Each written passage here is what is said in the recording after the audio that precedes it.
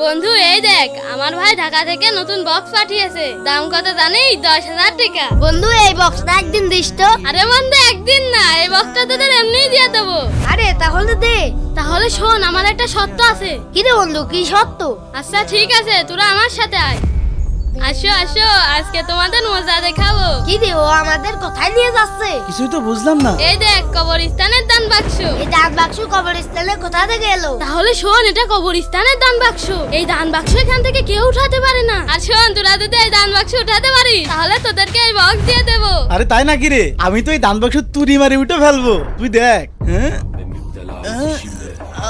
কি রে, কি হচ্ছে রে? বন্ধু খুব ভার রে, উঠোনে যাচ্ছে না। কি রে শ্যাম, তুই তোল। বন্ধু ও তুলতে পারলো না, তাই আবার আমি তুলতে পারি। তাও চেষ্টা করে দেখি। বিসমিল্লাহ। আল্লাহ তুমি সাহায্য করো। কি রে বন্ধু, এই বাক্স তো আমি উঁচু করে ফেললাম। কি রে, এটা কিভাবে করলি? আরে আমিও তো বুঝতে পারছি না। কি রে, কিভাবে করলি? বন্ধু তাহলে শোন, আমি এই বক্সটা তোলার আগে আমি বিসমিল্লাহ বলেছিলাম। হয়তো আল্লাহ তাআলা এই কারণে আমার এই কাজটা সহজ করে দিয়েছেন।